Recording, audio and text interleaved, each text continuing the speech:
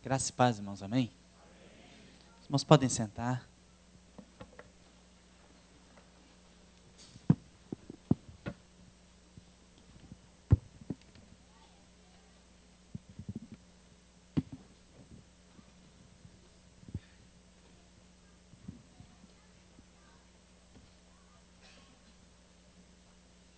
É bom estar aqui mais uma vez. Acho que já sou veterano aqui. Quero fazer alguns comentários antes de ministrar. Primeiro, dizer que eu estou assim, não sabia dessa transição pastoral da igreja, né? Para mim foi um pouco de surpresa. Mas eu louvo a Deus, espero que o pastor João Seabra, né, seja muito bem sucedido no seu trabalho, que Deus possa usar a vida dele, sua família. Pastor Dirceu sempre foi muito boa gente comigo, sempre me recebeu muito bem, né? Pastor novo, não ouse fazer diferente, sempre me receba muito bem também. Nós temos uma aliança com essa igreja, uma aliança através do projeto de casais, do projeto de jovens, e é muito legal podermos estar juntos, né? Reconheço, quando o pastor mencionou esse turbilhão de emoções, né, que é verdadeiro. Eu também vivi essa transição uma vez de mudar de uma igreja para outra, e assim, a igreja nova sempre é muito amada, muito amável e tudo, mas deixar uma igreja que você estava há alguns anos é sempre uma dor muito profunda, porque você viu pessoas crescerem, você carregou junto. Então tem uma série de coisas que só vai entender quem está no pastorado, entendeu? Assim, porque é muito difícil mesmo. Quem está no pastorado não por motivos fúteis. Não é possível ser pastor e ser fútil, não combina. Não combina ser pastor e ser interesseiro, não combina ser pastor e querer se fazer em cima das outras pessoas, não combina. Um dia, pastor Enéas Tonini, que é um dos grandes homens de Deus dessa nação, estava dando uma palavra para seminaristas, na sua formatura, e pediram que ele desse um conselho aos futuros pastores. Ele aconselhou que os futuros pastores jamais quisessem ter o seu nome estampado nas placas das igrejas, acima do nome de Jesus. Que o nome de Jesus fosse mais projetado que o nome dos pastores. E nós estamos vivendo uma época em que as igrejas, graças a Deus, Adventistas da Promessa, nunca vi isso. Mas eu vejo em muitas igrejas que o nome do pastor vem antes do nome de Jesus. Então a foto do líder está lá, sendo que nós fomos criados, eu pelo menos fui criado no Evangelho, onde a única coisa que eu não precisava era ver para crer. Eu precisava apenas crer e daí veria. No momento que você começa a precisar ver para crer, você está transitando perigosamente para uma idolatria. E algumas igrejas estão vivendo uma idolatria onde não há imagens de esculturas, mas há imagens de fotografias, há imagens em banners, em panfletos, e Jesus começa a ser subjugado, Jesus começa a ser substituído. E quando Jesus for substituído na igreja pela imagem de um líder, a igreja não pertence a Jesus, pertence a esse líder. E eu penso, e pelo menos é isso que eu aprendi com o nosso pastor, um dia Deus falou ao coração dele o seguinte: nunca toque na minha glória. Nunca toque na minha glória. Isso quer dizer, nunca toque na minha igreja. Nunca toque na minha igreja. A igreja é de Jesus. A igreja é de Jesus. Então, que Deus dê muita bênção a essa igreja, que o seu pastor, esposa, família, que também é muito legal poder ver os filhos dele aqui, né? Numa época em que muitos filhos, e eu vejo às vezes isso em lugares aí, eu me entristeço e eu dou graças a Deus. Meu menino tem, menino, meu menino vai fazer 18 anos, né? Menino é gente falar, né? Vai ser menino o resto da vida para nós, né? Mas graças a Deus poder vê-lo na igreja, ministrando, louvando a Deus, tal, porque eu acho que a pior tragédia na vida de um pastor é ter seus filhos perdidos. É a pior tragédia que pode acontecer. Então, que o pastor João, sua esposa, seus filhos permaneçam firmes sempre, que Deus dê muita bênção para eles. Amém? Meu desejo de coração. E minha honra de estar ministrando hoje aqui no dia da posse dele. Né? Bom, eu sou professor de história, né? Então eu falo sempre assim, uma das coisas que a gente ensina para os alunos é que todos somos sujeitos históricos, de um jeito ou de outro. Todos fazemos parte da história de uma maneira ou de outra. Né? Mas eu, se não fizer parte da história dessa igreja porque eu vim pregar, pelo menos vou fazer parte porque vim no dia que o pastor novo está tomando posse. Segunda carta de Crônicas, capítulo 31, versículos 20 e 21, e segunda Crônicas, capítulo 32, versículo 1. Eu vou falar, com base nesse tema, que se chama Famílias Sitiadas, sobre a oração de Ezequias. E esse tema faz parte de um novo livro meu, que deve estar saindo já no começo do segundo semestre, sobre a vida do rei Manassés, que foi o sucessor de Ezequias e uma das piores pessoas que a Bíblia narrou. Uma das pessoas que mais tragicamente teve a honra de desonrar o seu mandato, o seu governo.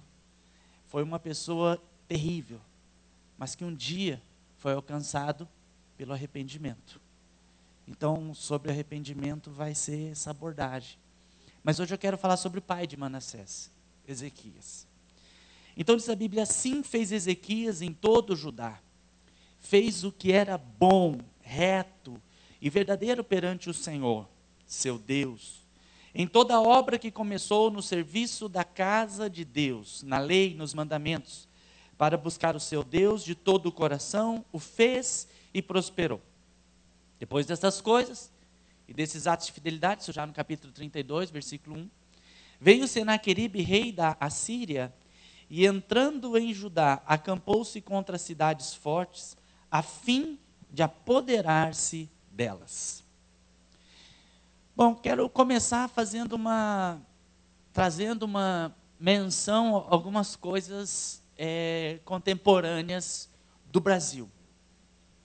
O Brasil está vivendo um período assim muito interessante, característico. Nós sempre vimos notícias de violência.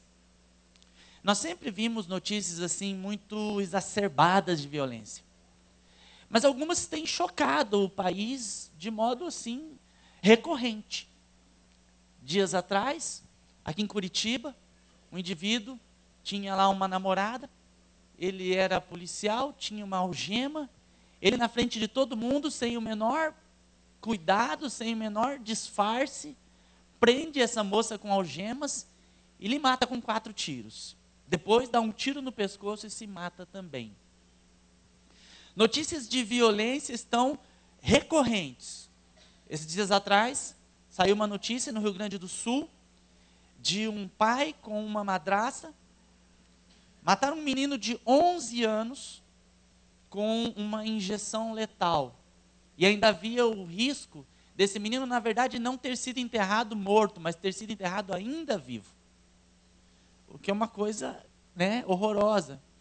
Não ameniza, mas pelo menos a gente fala assim, olha, pelo menos não foi enterrado vivo, ele já estava morto. Menos pior, pensar numa coisa inimaginável, já que nós sabemos que a simples ideia de um pai matar um filho é quase improvável, quase inaceitável. Esses dias atrás, num bairro de luxo de Curitiba, apartamentos de alto padrão, como foi recorrentemente falado pela imprensa, um menino de 18 anos, junto com um melhor amigo de 28, famílias muito amigas, tomaram um porre durante a noite, e pela manhã um deles desafiou, mas ele desafiou: você não tem coragem de me matar? Você tem, não tem, não tem, e ele matou mesmo. Culminando, uma quarta notícia de uma pretensa mulher que faria sequestros a crianças, ter sido linchada e morta a pancadas, esses dias atrás. E as imagens são simplesmente apavorantes, com crianças gritando, crianças assistindo. O século XXI simplesmente não chegou para algumas pessoas. Eu não vou nem entrar na questão da violência no esporte, no futebol, porque daí é muito terrível. Alguém carregar, arrancar uma privada e carregar por quase 200 metros e arremessar de cima de um estádio, é certo que você vai matar alguém lá embaixo. É óbvio que você vai matar. Qualquer pedrinha que você arremesse de uma altura, ela vai ganhar um peso muito maior. Imagine uma privada. Então, todas essas violências que estão colocadas aí, nos levam a refletir sobre os limites que estão sendo aceitos. E esses limites estão cada vez mais frágeis, estão cada vez mais, assim, abandonados, né? Porque parece que nós tínhamos limites um pouco mais rígidos. Algo parecido com, não sei se os irmãos, pelo menos eu me lembro disso na minha infância, né? Pai e mãe, né? Depois que o casamento começou a ser largado, do jeito que está sendo largado, e a coisa começou a se flexibilizar, da forma como se flexibilizou, né? Antigamente casamentos eram feitos para durar, hoje é feito enquanto está dando, vamos lá, né? Então é aquela coisa meio assim, eu vos declaro marido e mulher, pode atualizar o seu status no Facebook, e vamos lá, enquanto está durando, vamos tocar, né? A pessoa vai levando assim, né? Mas vai se flexibilizando a coisa. Então eu me lembro que na casa do pai e da mãe da gente, era uma coisa... O quarto do pai e da mãe, não sei se os irmãos pensavam assim quando crianças, mas eu pensava assim, o quarto do pai e da mãe é uma coisa quase sagrada. É um ambiente quase ritualístico. Você pede licença para entrar lá, aquela coisa meio assim. Não quer dizer que tem que ter essa formalidade, mas é aquela coisa do... O casal é aquela coisa sagrada, né? O bênção pai, bênção mãe, Deus te abençoe. São coisas que parecem estar assim, mas isso é antiquado, isso é não sei o quê. Não, eu não estou falando de coisas antiquadas, eu estou falando de valores que estão sendo deixados para lá. Então, hoje já, eu como professor, eu tenho alunos que são extremamente gente boa e tem alunos que você vê que eles são não gente boa. Vagabundos. Enfim. Então você vê um aluno que vai mal e tal, e toda uma postura errada, daí você quando conversa com um colega que é amigo desse aluno, que convive no dia a dia da casa, você descobre por que esse aluno é assim. Então mandar o pai e a mãe calar a boca é fichinha. Agora, irmãos, eu não sei vocês, mas mandar calar a boca, filho mandar um pai calar a boca, nenhuma apologia à violência, mas tem que ser moído. Tem que ser moído. Tem que ser transpassado em dor. Tem que levar a sério aquela coisa, filho de dores, né? Vai sofrer, porque não pode. Não pode. Filhos que mandam calar a boca, que xingam de tudo quanto é coisa, que têm valores completamente deturpados, e pais que obedecem esses filhos. Não ensinando valores. Vai flexibilizando. Vai flexibilizando. Vai frouxando a corda para ver até onde dá. Vai testando o limite. Então, a família, nesse sentido, ela começa a ser realmente totalmente destruída, porque daí aquela figura do pai, ela deixa de ser aquela figura de alguém que é a referência. A figura da mãe deixa de ser a figura da referência. E aí, quando perde-se essa referência, e esses valores vão sendo completamente deturpados, nós vamos viver essas situações que nós estamos vivendo aí, gerando esse nível de violência, esse nível de total despreparo da sociedade para uma série de coisas. Hoje já não é mais incomum você encontrar meninas e meninos nas relações homossexuais muito mais cedo do que você imagina. Talvez vocês, pais, não tenham noção do que os seus filhos veem na escola. Os seus filhos estão vendo cada barbaridade e você não tem noção. Os seus filhos estão convivendo com cada barbaridade e você não tem noção. Então você tem que estar mais presente, você tem que estar sabendo o que está acontecendo lá. Então essa coisa do ficar já está ultrapassado praticamente. Porque hoje eles já não ficam mais, então hoje eles já migraram do ficar para o pegar. E do pegar é assim, é o que tiver na frente. Então já não estão mais tendo muito pudor se é menino com menino, se é menina com menina, e nós é que somos os ultrapassados. Os valores familiares estão sendo deixados de lado. Isso não é puritanismo. Isso não é puritanismo, isso é constatação. Agora, se as famílias estão passando por tantas lutas, por tantas dificuldades, você pode dizer assim, tá, mas as famílias cristãs evangélicas, elas estão na bênção. Estão na bênção, mas elas estão ameaçadas também. Elas estão o tempo todo ameaçadas porque cada vez mais vai se relativizando aquilo que nós julgamos como verdadeiro e vai se deixando como mais ou menos verdadeiro. Frases vão se multiplicando. Não é bem assim, não é tudo isso, todo mundo faz, se todo mundo faz, por que você não pode fazer também? Isso é relativo, e aí vai. Então, o que nós podemos fazer para proteger a nossa família? O que nós devemos fazer para proteger a nossa família desse processo que é, infelizmente, irreversível? Irreversível, porque não vai mudar. Não se muda isso com uma canetada de governo, não se muda isso. Isso é um conjunto de costumes que estão cada vez mais enraizados nessa sociedade. E nós estamos cada vez mais levados a acatá-los e a nos conformar com eles. Então, o que fazer para proteger a nossa família? Bom, essa é a história do rei Ezequias. Ezequias, ele começou a governar com 25 anos, ele não era lá nenhum guri quando começou a governar. Ele já era um homem feito. Com 25 anos se espera que a pessoa já tenha formados os seus valores. Ela já sabe no que acredita, ela já sabe no que ela acha que é certo, que ela acha que é errado. A Bíblia diz que ele não andou nos maus exemplos do seu pai Acaz, e sim nos caminhos de Davi, que é um ancestral dele. Então já está alguma coisa colocada aí, que também os valores familiares nem sempre são passados de pai para filho, que às vezes nós temos também pais aí muito perturbados, muito problemáticos, mães extremamente problemáticas. Eu tenho situações de pais que são pais de meninos da igreja, que estão na igreja firmes, e o pai fica dando bronca porque ele vai para a igreja e não vai para a gandaia. Né? Porque tem que provar que é homem, aquela coisa toda que um provar que é homem tão cachorrístico, né? Uma coisa tão animalesca que é absurdo. Então veja, a Bíblia diz assim que ele fez o que era reto aos olhos do Senhor, conforme fizera Davi, seu ancestral. Ele teve um reinado muito competente, Ezequias. Ele era um homem correto, ele era um homem fiel diante de Deus, ele era fiel diante dos homens. Mas um dia, mesmo sendo fiel ao Senhor, ele foi afrontado pelo rei da Assíria. E esse rei da Assíria levou Ezequias a uma postura de fé. E eu quero que nós entendamos a afronta do rei da Assíria como a afronta que se faz às famílias. A afronta que se faz aos valores que nós pregamos. Aquilo que nós ensinamos como correto.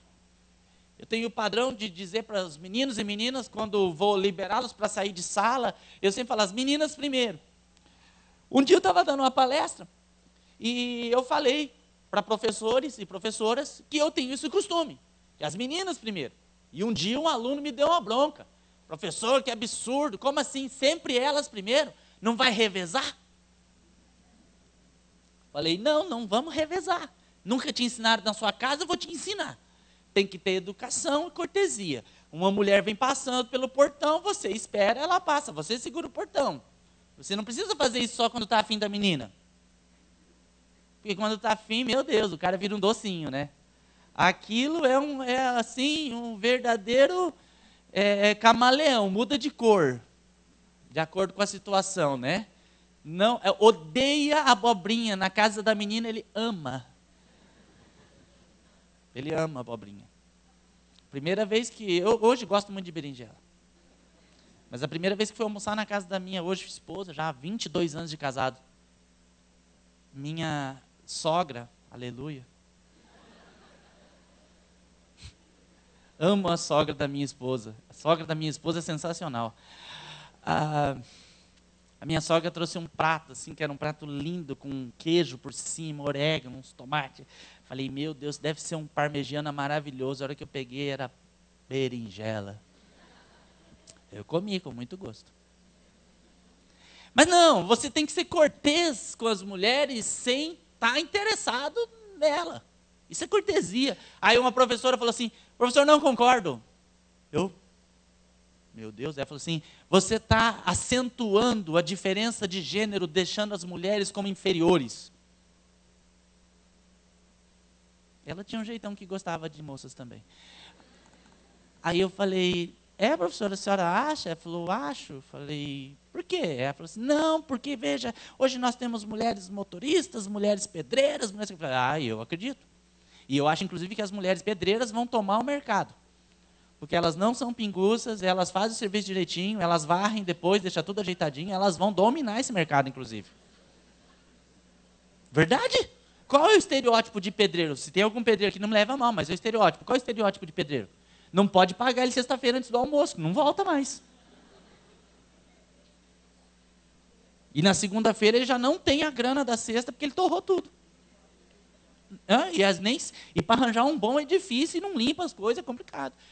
Aí eu falei para ela assim, inclusive eu acho tanto que as mulheres estão muito bem, que o seguro de carro, ainda que a gente chame as mulheres de barbeiro, o seguro de carro para a mulher é mais barato do que para homem. Porque elas são mais cuidadosas e tudo. Ela falou assim, isso eu acho que tem que manter a mesma coisa. Eu falei, você quer a parte, né? Então, ensinar cortesia, né? Aquela coisa. Então, é questão de, são valores nossos, às vezes, de família que a gente tem que ensinar. Então, pequenas coisas.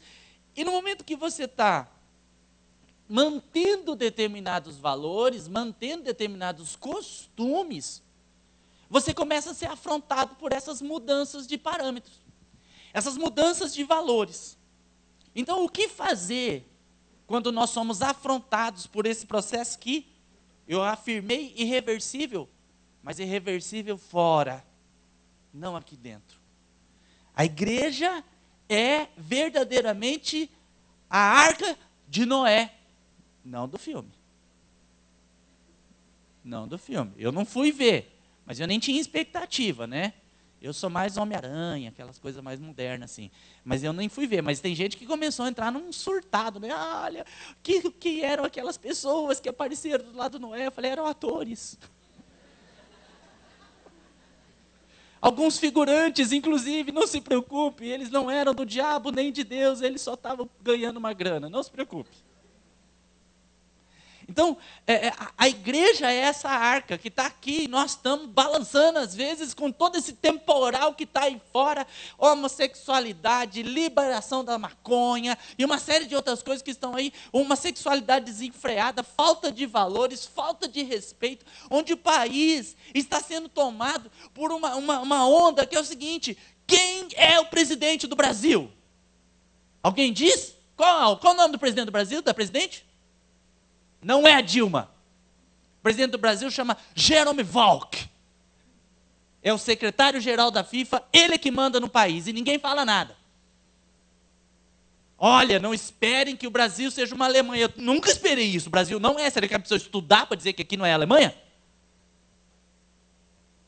Então nós somos a igreja brasileira. Nesse balançar. Mas nós estamos protegidos aqui dentro. Só que nós não vamos ficar só aqui dentro, porque Jesus não nos chamou para ficar só socadinho aqui dentro.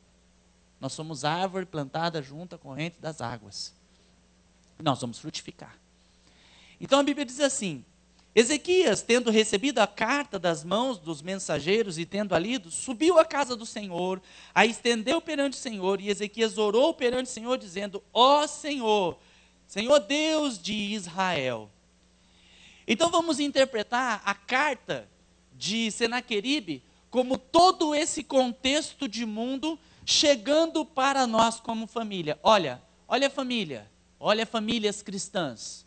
O contexto é o seguinte, vocês não poderão resistir. Seus filhos serão levados à homossexualidade. Suas filhas serão levadas ao uso das drogas. Você, marido, vai ser infiel porque todo homem tem o sagrado direito de ser infiel. Você, esposa, vai ser subjugada pelos seus valores e não vai ser ninguém na vida. Essa é a carta que chega de afronta. Essa é a carta que chega de afronta. Aí nós pegamos essa carta E devemos fazer igual Ezequias. Ezequias traz na sua oração detalhes de um padrão de fé esperado em tempos onde as famílias estão sitiadas. Segunda carta de Reis, no capítulo 19, a partir do versículo 15, ele ora ao Senhor e ele diz: ó Senhor, Deus de Israel, que estás assentado sobre os querubins, tu mesmo, só tu és Deus de todos os reinos da terra. Tu fizeste o céu e a terra. Inclina ao Senhor o teu ouvido e ouve, abre ao Senhor os teus olhos e vê. Ouve as palavras de Senaqueribe. Nossa oração é: ouve as palavras que o mundo está trazendo para nós, com as quais enviou seu mensageiro para afrontar o Deus vivo. Verdade é, ó Senhor, que os reis da Assíria têm assolado as nações e as suas terras, e lançado os seus deuses no fogo, porquanto não eram deuses, mas obra das mãos do Senhor, madeira e pedra. Por isso os destruíram. Agora, pois, Senhor, nosso Deus, livra-nos da tua mão, para que todos os reinos da terra saibam que só tu, Senhor, és Deus sobre Israel, sobre todos nós. Olha a carta que chegou para nós com todos esses elementos que eu estou falando para os irmãos. Veja a questão das drogas. Tem uma grife nova, não é bem nova, não sei exatamente quanto tempo, mas eu até mostrei um boné lá na igreja, no culto de jovens, que é uma grife que se chama 4,20. Os irmãos já ouviram falar dessa grife, 4,20? Então deixa eu explicar para os irmãos. Começam a sair camisetas, bonés, e você sabe que adolescente curte boné. Adolescente e boné é uma relação estranha. Porque você tira um boné do adolescente, ele não lembra o nome, não lembra. Ele perde meio que a sensação de proteção, ele fica meio sem alma. Fica meio assim, né? Teve uma época na igreja que a gente teve que tomar umas atitudes, né, com o negócio de boné e tal, mas era por outro motivo, não é porque a gente tinha algum problema com o boné, mas era uma situação lá, então tivemos que tomar umas atitudes meio drásticas lá e, meu Deus do céu, é complicado. Mas daí uma pessoa da igreja me trouxe um boné da 4,20. Eu fiquei assim, do que se trata? Ele falou assim, dá uma olhada. Esse 4,20 é assim, 4, 2 pontinhos e 20. Os 2 pontinhos são 2 folhinhas de maconha. E essa grife está sendo vendida normalmente aí, 4,20. Aí se você for pesquisar, 4,20 representa um calendário americano, 20/4, 20 de abril. 20 de abril, no movimento da contracultura, na década de 70 e 80, foi o movimento que se fez forte pela liberalização do uso da maconha. Então, convencionou-se que 4:20 da tarde é o horário em que o pessoal resolve ir bater um bag, dar um tapa, como ele diz. E de repente nós temos nossos adolescentes andando pela igreja, cantando músicas a Jesus, eu quero louvar Jesus e tal, e nem sabe. E às vezes tem pai que acha bonitinho e compra. Então, não compre essas coisas. 4,20, nem pensar, estou fora. No Uruguai, liberaram a venda e o uso da maconha. Já liberaram isso no Uruguai. Querem liberar isso no Brasil, dizendo que não tem problema nenhum, que são apenas efeitos médicos, e é só para efeito médico, essa coisa toda. Não é. Nós sabemos que o uso da maconha é a porta para todas as outras drogas. Então isso é o que vem contra a nossa família. Então quando isso chega em nós, o que devemos fazer? A primeira coisa é orar, como Ezequias orou. E na oração de Ezequias tinha, em primeiro lugar, adoração. Na oração de Ezequias havia adoração. Nós adoramos a Deus por quem Ele é e louvamos por aquilo que Ele faz. Já foi a época em que o conceito era errado, né? Então na igreja, pelo menos nós batistas tínhamos uns conceitos complicados assim, com algumas coisas. Então o pessoal falava assim, vamos para o momento do louvor, eram as músicas rápidas. Vamos para o momento da adoração, eram as músicas lentas. Não tem nada a ver.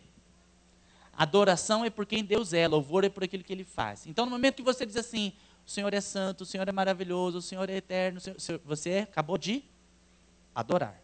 O Senhor fez os céus e a terra, o Senhor protegeu minha vida, o Senhor fez isso. Louvei. Louvamos pelos seus atos, adoramos por quem Ele é. Ezequias adorou, só Senhor, só Tu és Deus sobre todas as terras. Depois ele louvou, Tu fizeste o céu e a terra. Depois ele clamou, Senhor Deus, livra-nos de sua mão. E depois ele proclamou, para que todos os reinos da terra saibam que só Tu és Senhor, só Tu és Deus. A primeira realidade que temos que entender em relação à proteção que a nossa família tem, é que, apesar de toda essa afronta que vem do mundo sobre nós e sobre as famílias, Deus é incomparável. Deus é incomparável. Senaqueribe comparou o Deus de Ezequias aos deuses das outras nações. Então diz assim, nenhum Deus das nações, lá em 2 Crônicas 32, 17, nem de reino algum pôde livrar o seu povo da minha mão, nem da mão de meus pais, quanto menos o vosso Deus poderá livrar da minha mão. Porém, o rei Ezequias e Isaías, o profeta, filho de Amós, oraram por causa disso e clamaram ao Senhor Deus do céu. O rei Ezequias declarou de forma enfática, não eram deuses. Então a primeira coisa, irmãos, pode vir a afronta que vier contra a nossa família, contra o povo de Deus, e nós estamos no mês de maio, que é um mês considerado mês da família, não vai mudar o fato que Deus é incomparável. Não adianta trazer as relações do mundo para tentar aplicar na igreja. A igreja de Jesus Cristo, ela está acima destas coisas. Nós servimos a um Deus verdadeiro, nós não servimos a um Deus chamado dinheiro, a um Deus chamado poder, a um Deus chamado amigos, influentes, a costumes, a valores, a mudanças. Não, nós servimos a um Deus verdadeiro. O mundo não pode oferecer para a nossa família o que Deus tem oferecido para a nossa família. Às vezes tratamos a santidade e a vida em família como um fardo, mas não é.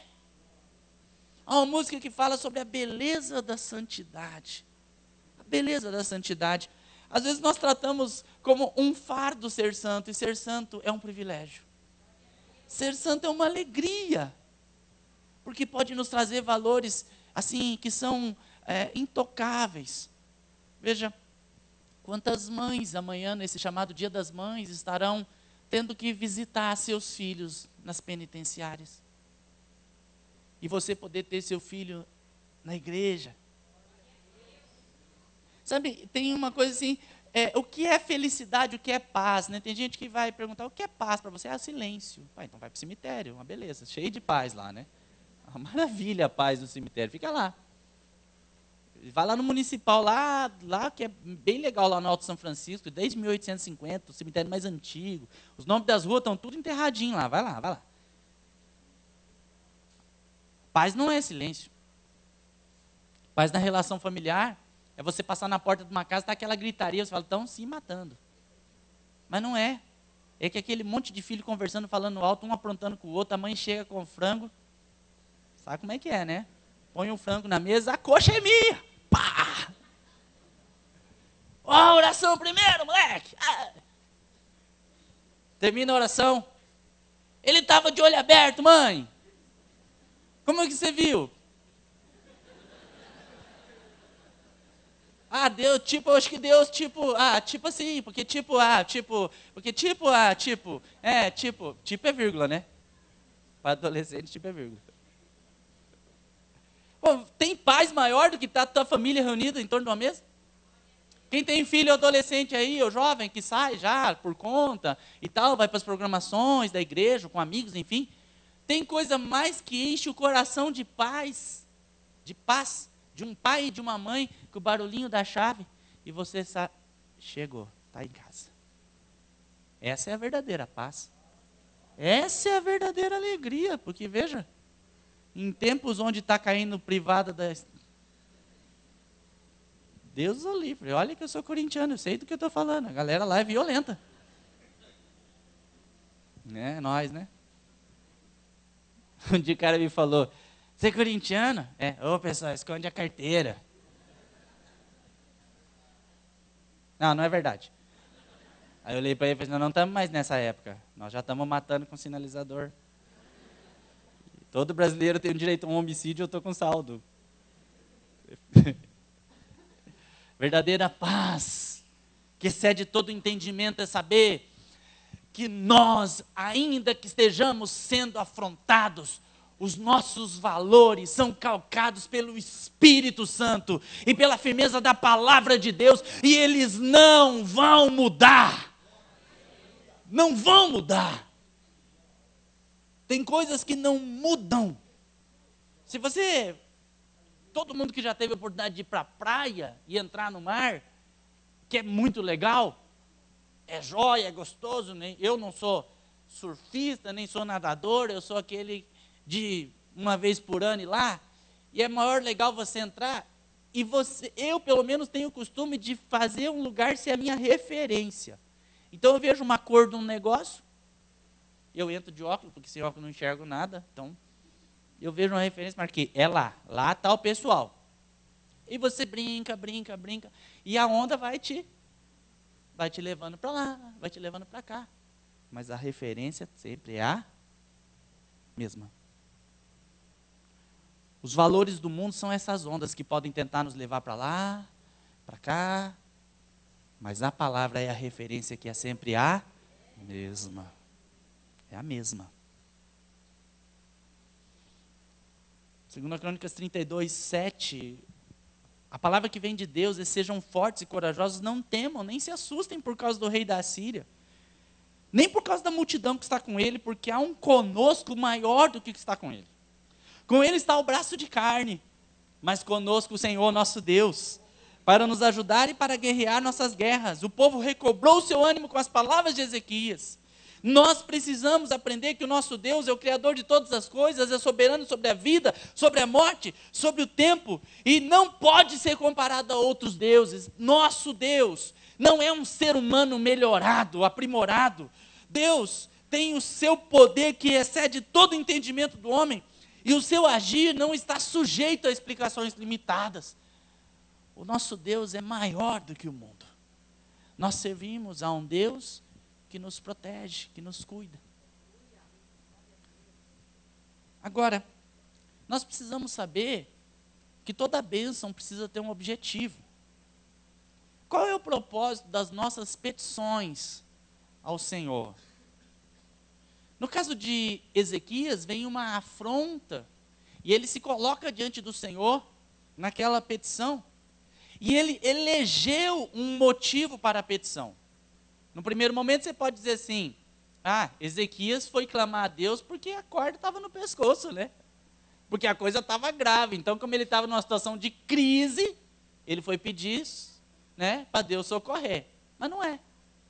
Na oração ele diz assim: Senhor, para que saibam, para quê? Porque a bênção tem um para quê. Então, às vezes a gente vai pedir alguma coisa para Deus, né? Então, pedir um carrão. É pecado ter carrão, irmãos? Mas para que você quer um carrão? Para que... Não sei. Para que serve carro? É para entupir o trânsito. Não. Também. Carro serve para nos levar de um lugar ao outro. Tudo que vem a mais é vaidade. Posso ter? Pode. Precisa? Não. Não precisa. O importante é levar. Eu cheguei aqui, vim com o meu poderoso flecha prateada, um prisma maravilhoso, carro de machão, prisma. Deu trabalho para chegar, porque eles estão reformando esse trem. Deu uma volta miserável para chegar, porque não fazia tempo que eu não vinha para cá, né? Está tudo meio mudado. Falei, nossa, meu Deus, que legal. Tomara que me esperem. Então, fora disso é vaidade, você não precisa mais que isso. Então, tem um para quê? Então, eu quero uma casa maior. Para quê? Para que eu possa receber os irmãos da igreja aqui, fazer um ponto de pregação. Então tem um propósito. Tem um para quê.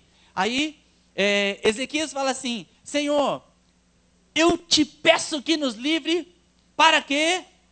Para que todos os reinos da terra saibam que só tu és o Senhor.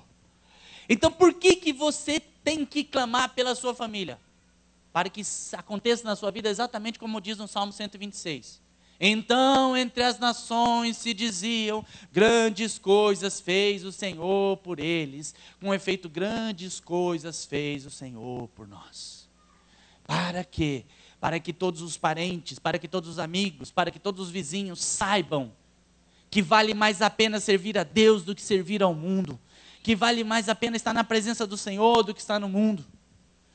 Um dia, logo quando eu estava para casar, eu ouvi uma palavra que foi uma palavra assim de maldição. Na família, por parte da minha mãe, eram 5 primogênitos, porque eram 5 irmãos, né? Minha mãe mais 4. E veio uma palavra de maldição dizendo assim que todos os primogênitos seriam divorciados. Todos os primogênitos seriam divorciados. Então, eu nunca colhi aquela palavra.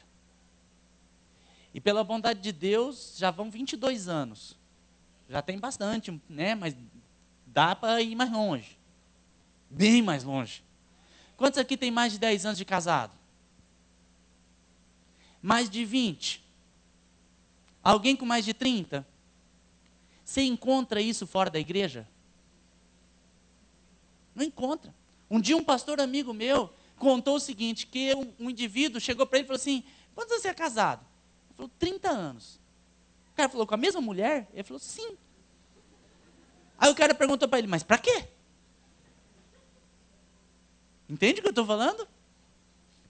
Não encontra isso fora da igreja. Isso aqui é uma raridade. É por isso que a indústria do casamento está enriquecendo tanto. Você vai fazer uma filmagem de casamento, R$10.000. Porque vai enriquecendo. E agora já há festas nos Estados Unidos, já há empresas nos Estados Unidos, isso está migrando para o Brasil, já há empresas especializadas na comemoração do divórcio. A festa do divórcio. Até onde eu me lembro, uma família divorciada, o filho tem um trauma, é uma dor infeliz, é um maior problema, é uma tristeza profunda, porque Deus não nos fez casar para separar. Então veja, você vai proteger a sua família, clamar a sua família contra esses valores do mundo com objetivo. Porque a maior parte do tempo nossos anseios estão restritos àquilo que nós queremos para os nossos interesses. E às vezes nós restringimos a ação de Deus porque não percebemos que Ele poderia fazer muito mais. Deus é capaz de nos surpreender, fazer mais do que você imagina. Então hoje quando você ora e diz, Deus, protege o meu casamento, você vai dizer, Deus, protege o meu casamento para que as outras famílias vejam que só Tu és Senhor. E que eu possa ver os meus filhos e os filhos dos meus filhos servindo ao Senhor, bem-sucedidos, casados, para que todos aqueles que não Te conhecem olhem para a nossa família e vejam o seguinte, é possível, sim, é possível casar e manter-se casado. Casar é moleza, galera. Até para quem está aí igual o filme À Espera de um Milagre, casar é fácil. Continuar casado que é o ó. Aí que está o desafio. Segundo Reis 19:19, livra-nos da sua mão para que todos os reinos saibam que só Tu és Senhor. Então, irmãos, é tempo de nós estabelecermos um padrão com Deus, reconhecendo que os valores de Deus são melhores que os valores do mundo. E segundo, estabelecendo que o propósito da sua família abençoada não é simplesmente para você se dar bem, é para que outros sejam alcançados pelo Evangelho através desse exemplo. Porque a gente sabe muito bem frases que são muito bonitas, né? E que são verdadeiras. Que palavras inspiram e exemplos arrastam. Não é? Eu acho muito legal isso, é verdade. Palavras inspiram, né? Exemplos arrastam pessoas. Outra que eu acho maravilhosa é pregue o tempo todo, se for preciso, fale. Ou seja, a sua maior pregação é a sua vida. E a sua vida. Sua vida é a maior pregação. Então, quando alguém olha para a sua casa, para a sua família, e vê uma família bem-sucedida, ela vai querer aquilo também. Ela vai querer aquilo também. O resultado, na casa de Ezequias, foi que veio uma resposta do profeta Isaías de um grande milagre. E o arraial dos assírios foi todo derrotado. O Senhor luta as nossas pelejas. O Senhor luta as nossas pelejas. Então vão aqui algumas sugestões. De um pastor que trabalha especialmente com jovens e adolescentes. Pais, por favor, façam sua parte. Vocês não têm noção de quantos problemas há com a paternidade na vida de jovens. Não é problema com a mãe, não. Por que a segunda data que mais vende é o Dia das Mães? Só perde para o Natal. Porque mãe, né? O catolicismo romano, ao não dar conta de resolver o problema da paternidade, criou a figura da mãe. Fortaleceu a figura da mãe de Jesus. Então é mais fácil se esconder nas asas da mãe. É mais fácil. Mas pai, estou falando do pai. Pai, por favor, seja uma referência. Puxa seu filho, dá um abraço nele. Ah, mas é homem. Por isso mesmo. Dá um abraço nele, porque se tiver que algum homem abraçar ele, que seja você. O único homem que tem direito de dar um abraço, pôr no colo, dar um beijo no cueca da sua família, é você.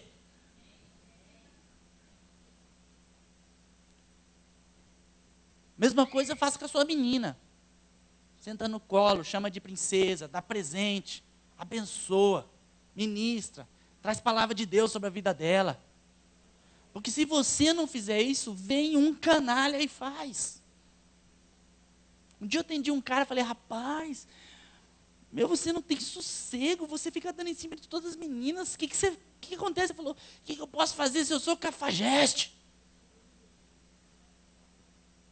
Então ele assumiu a figura do ser cafajeste, não perdoa nada. Menina amada, viu pai? Menina amada, menina protegida, moça cercada, não cai em prosa de cafajeste. Não cai.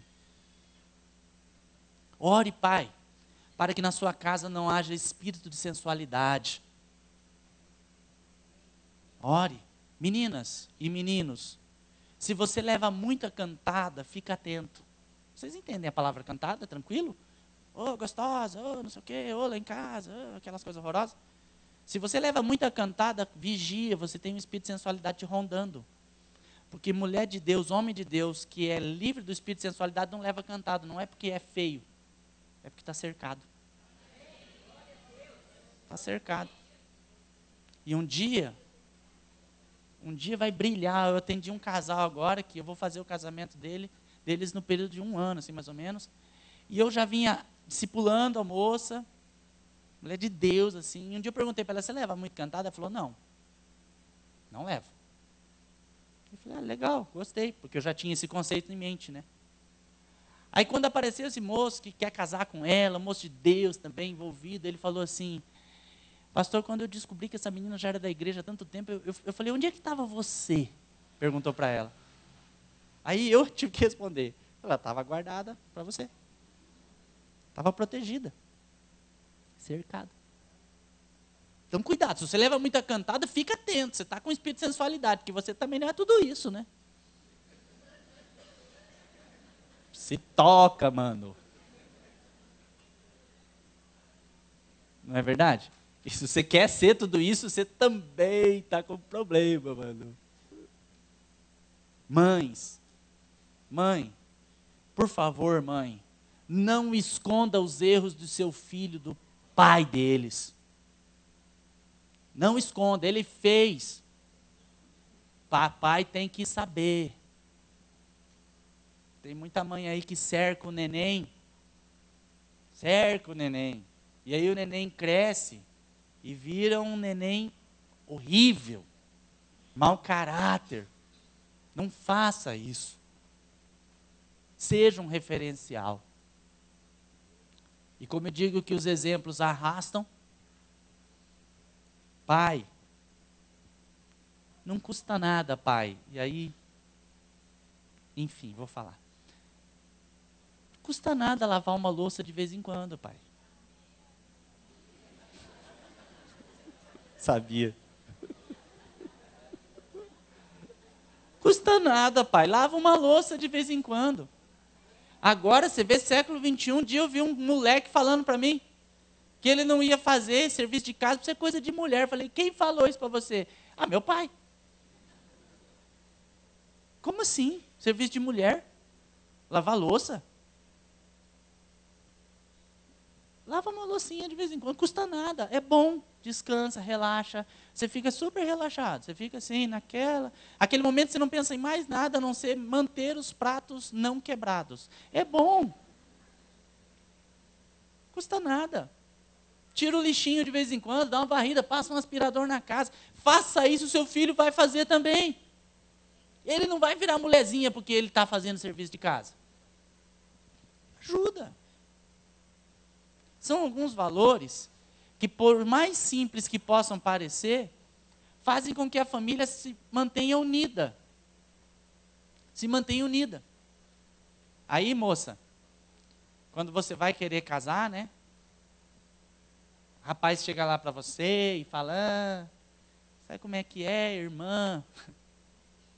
Essa conversa de irmã é ótima, né? Olha, irmã, estou te manjando, tal. Varoa, tem uns que são mais, né? Ô, varoa. Varoa é para acabar, né? É igual o casal que chama de benê. Benê também, meu Deus do céu. Enfim. Aí, ô, varoa. Pergunta na casa dele se ele ajuda, porque se ele não ajuda, já sabe o tipo de marido que ele quer ser. Ele é fiel nos dízimos? Ó, escuta, negão, você quer namorar comigo, você é fiel, você é dizimista? Porque se ele não for dizimista, você já sabe que vai ter um marido fracassado economicamente. Amém, irmãos? Enfim, são valores. Isso tudo vai fazer com que a nossa família esteja protegida.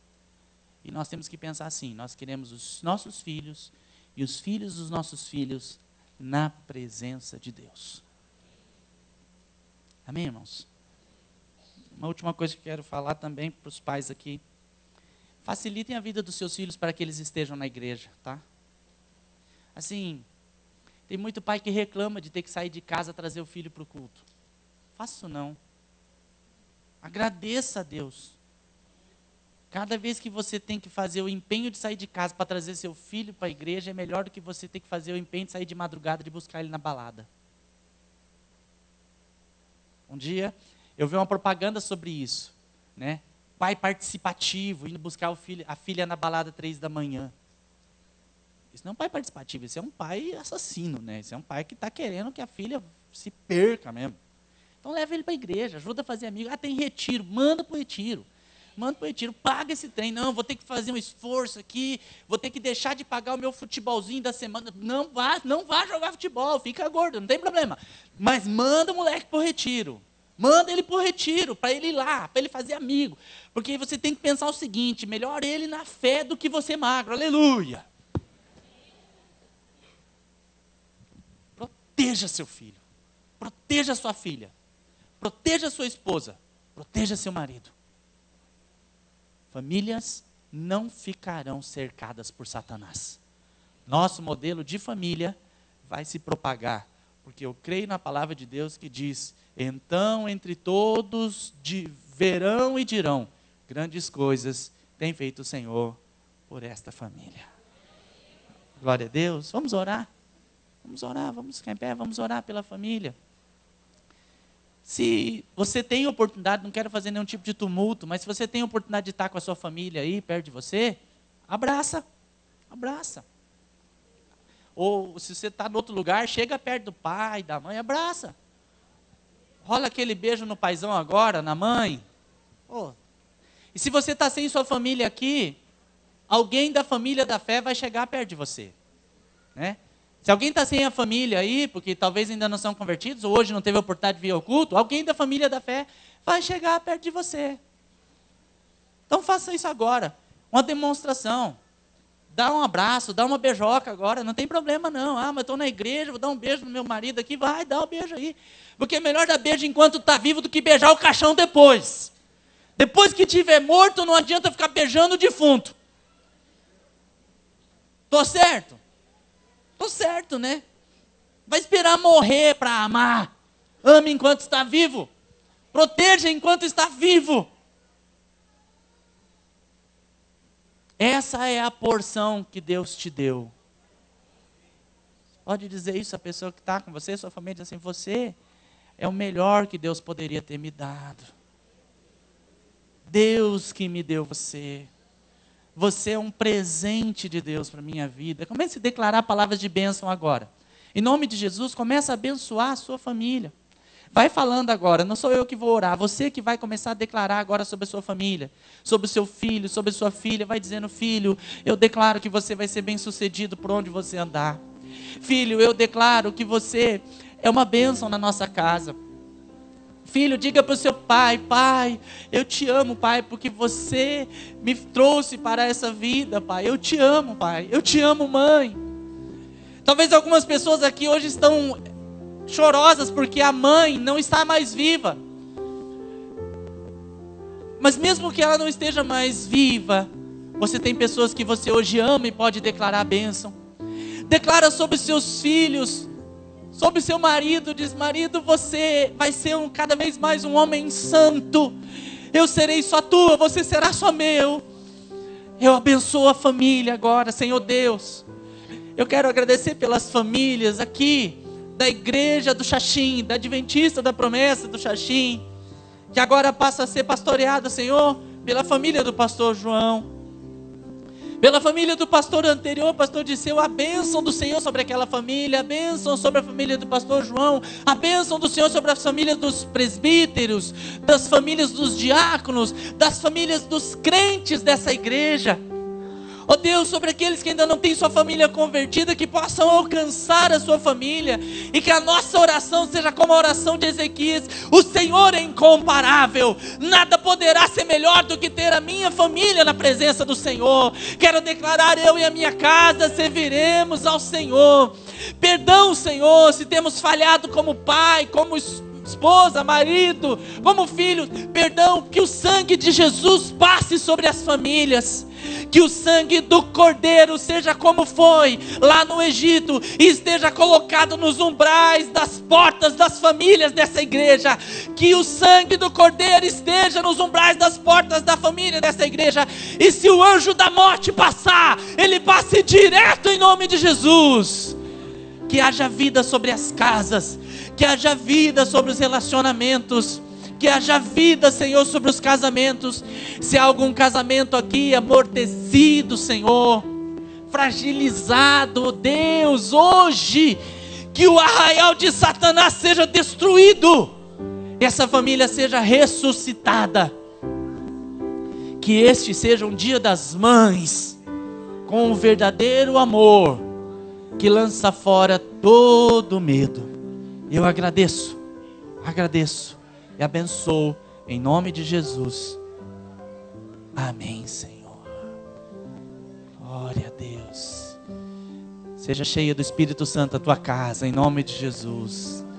Seja cheia do Espírito Santo a tua casa, em nome de Jesus. Seja cheia do perdão a tua casa. Seja cheia da alegria do Senhor a tua casa. Que o louvor do Senhor tome conta da sua casa.